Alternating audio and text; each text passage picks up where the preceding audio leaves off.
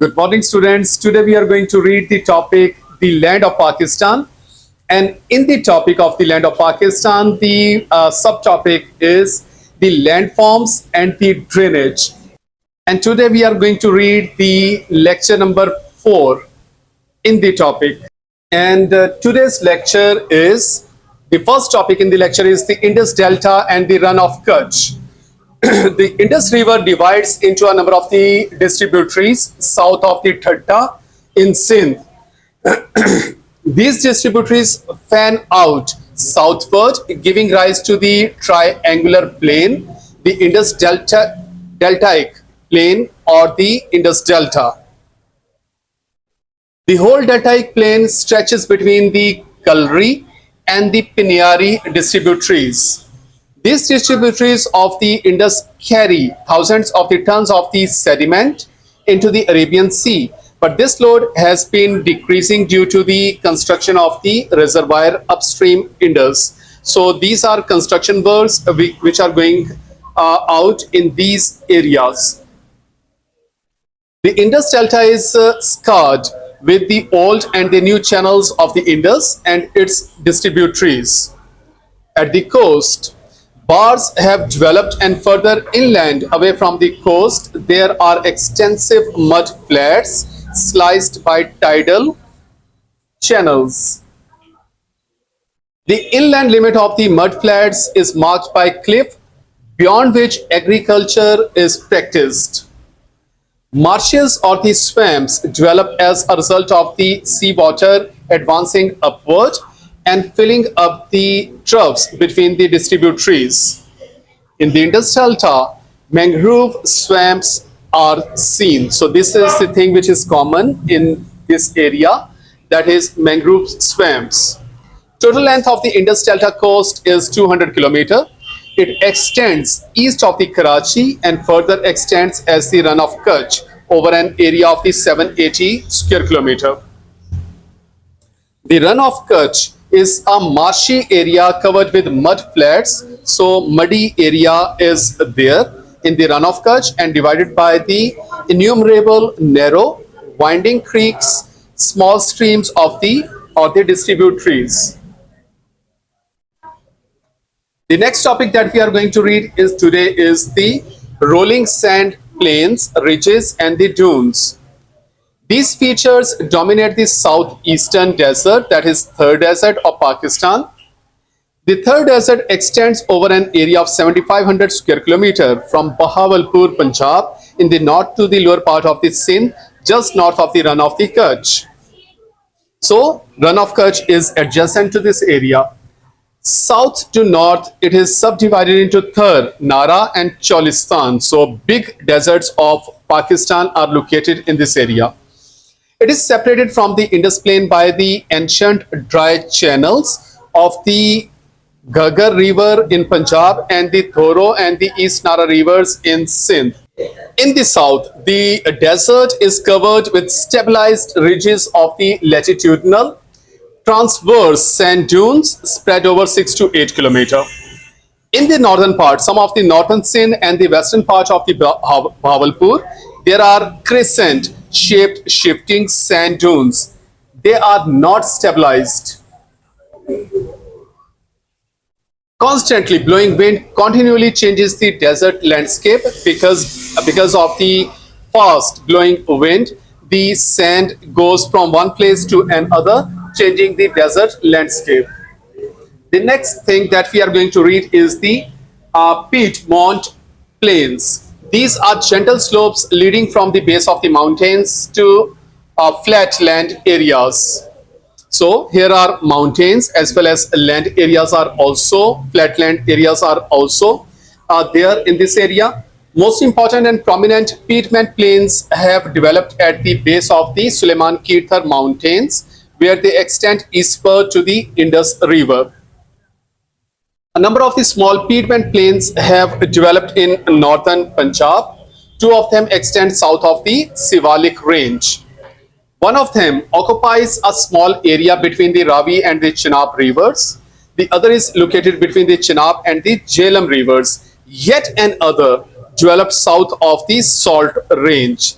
These were formed as a result of the alluvium deposited by the river flowing down the mountain hill slope as the water comes from the top of the hill to the bottom.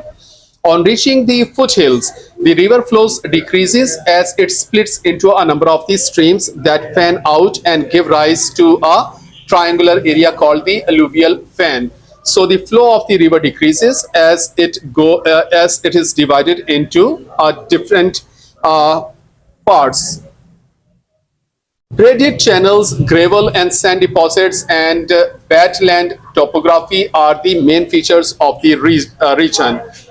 Beyond the alluvial fans, the land has a gentler slope from 5 meter per kilometer to 2 meter per kilometer. So it's having a very gentle slope. This area is covered with sand, silt, and clay, and is lined with dry and meandering streams. Meander is a curve in the course of a river. So when the river flows, a curve is formed that is called meander. Life and economy in the Indus Plains. So this is very important topic. Upper, lower, and deltaic Indus Plains constitute the most active and important economic region of Pakistan. So as far as economy is concerned, area is very important. Various physical factors have fully encouraged a variety of the human activities in these areas.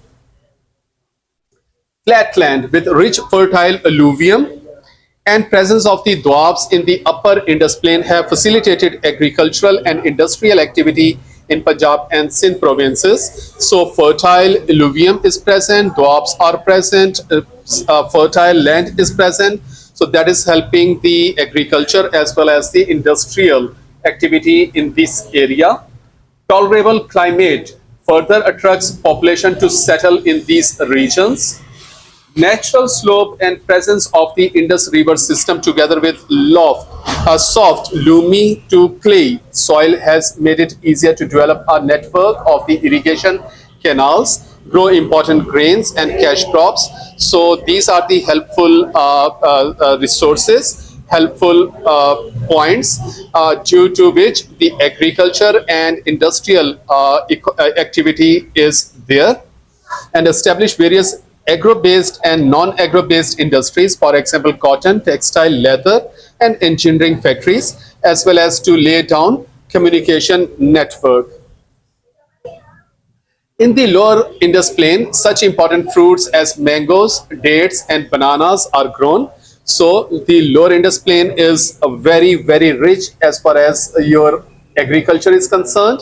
In the Indus Delta region, however, primary industries are the main source of the earning, fishing and agriculture being the most important occupations. On the whole, the Delta region remains a backward and the underdeveloped area, and its difficulties have further increased as a result of the construction of the reservoirs upstream Indus and the recent drought-like situation.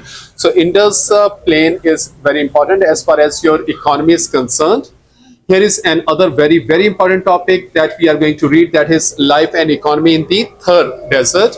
Unusually and unbearably hot climatic conditions, lack of water and vegetation, and frequent dust storms make life quite difficult for the people living in the desert areas.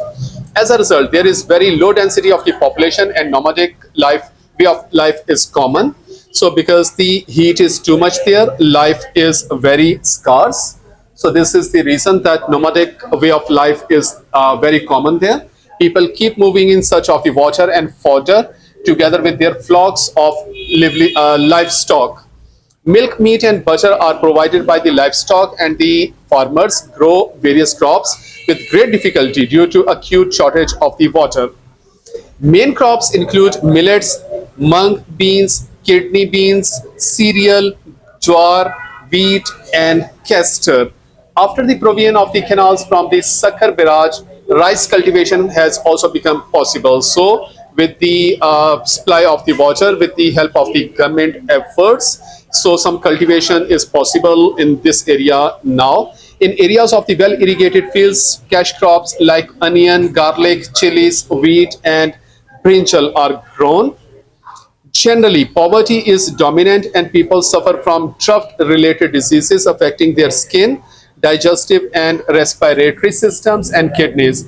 because sand particles are moving in the air and heat is too much, water is scarce, so these kind of the diseases are very common there. Reclamation of the land through canal irrigation and projects of the mineral exploitation provides some ray of the hope in future.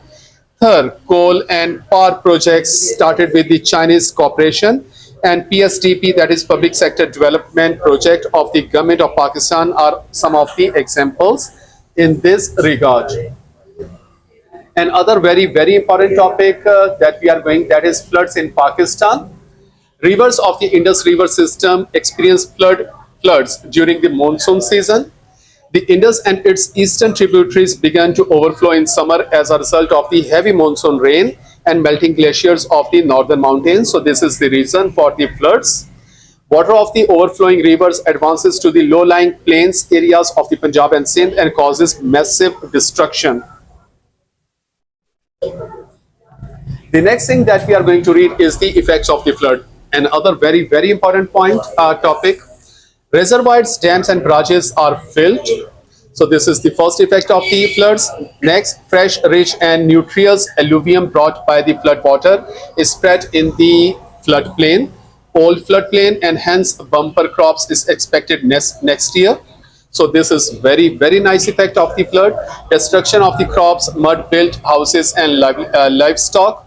So these are bad effects. Disruption of the communication network, roads and railway tracks are inundated and damaged. Outbreak of the waterborne diseases, for example, malaria, cholera, dysentery. Incidents of the electrocution. Suspension movement of the men and goods, for example, supply of the raw cotton to cotton textile mills is suspended. Heavy spending by the government on relief and rehabilitation of the affectees. Rich nutrients to the inland and the marine fish encourages their breeding and production. So some are good effects, some are bad effects. So the next topic in the lecture is measures to minimize the destructive effects of the flood.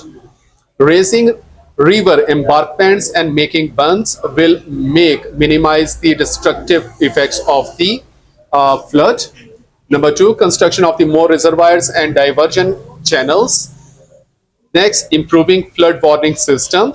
Next, improving relief and rehabilitation services. Next, discouraging human settlement near the areas that are within the reach of the floods. Next, encouraging regular afforestation and reforestation schemes. Next, discouraging cutting of the trees, especially on the hills, mountains, and the foothills. So these are the measures which we can take to minimize the effects of the floods. The next very important topic in the lecture is drought. Drought refers to the prolonged period of the dry weather. It is a relative term as the degree of the severity of the aridity varies from country to country. Pakistan began to experience drought-like conditions since 1999. Mainly the southern parts, Sindh and Balochistan of the country, were affected when there was very little or no rainfall for many consecutive years. So Sindh, some parts of the Sindh and some parts of the Balochistan are more affected. The Tharin Sindh and Kharan Desert in Balochistan were worst hit by such aridity.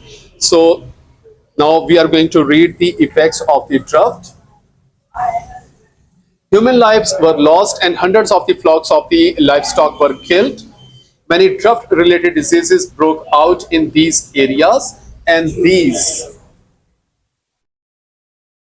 include dehydration, generally poor health due to poor nutrition, and the number of the infectious disease because water available in those particular portion of the year, the water is very less available, so less agriculture is there, and because of this the poor health and poor nutrition and number of infectious diseases broke out in those areas. Several carriers in Balochistan become incompetent because water is very less in those portion of the years. Crop yield declined due to the lack of the water. People were forced to migrate to safer areas. In many areas, however, lowering of the water table benefited the soil affected by the waterlogging and the salinity. So this is the good effect of the drought, but most of the effects are very disastrous. Now, we are going to read the causes of the droughts. A combination of the natural and human factors cause drought. So first we are going to read the natural factors, variability and the unreliability of the rainfall in Pakistan, because we are not sure how much rain will be there in particular months of the monsoon. So variability is there. So this is the one reason, that is our natural reason. Gradually decreasing number of the rainy days. Next, increasingly hot winds reduce the moisture content in the air. Next, global warming is also an important contributory factor. So these are natural factors. Now we are going to read the human factors. Loss of the forest and the grass cover as a result of. So these are human factors, because we are cutting the trees, cutting the forest and grass. So continued deforestation, especially on the foothills due to the lack of the fossil fuels, and construction of the new houses schemes, and overgrazing by the livestock, mismanagement of the water resources, and interprovincial water disputes result in unfair distribution of the water, and hence some areas are affected more. Now, next we are going to find the types of the drought based on the severity and nature of the hereditary droughts is classified into the following types. The first type is permanent drought, no crop cultivation at all without irrigation. For example, Thar and Kharan deserts. So in these areas, permanent drought is occurred. Next is seasonal drought, when rainy and dry seasons are well defined. For example, Lower Punjab and Pochwar Plateau.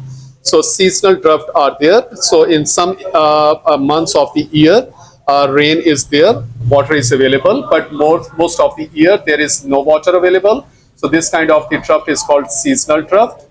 Next, we are going to find the read the invisible drought. So mild in intensity gradually affects crop yield, but crops are not fully destroyed because most of the years water is available. But in some months, the water is affected, water is in short supply. Next is unpredictable droughts, result of the unusually low amount of the rainfall. This type is more dangerous than the regular type of the drought. So this was the lecture, students. I hope so. This will be much more easier for you to understand. So read this lecture again, understand it, learn it, and make your notes. Thank you so much.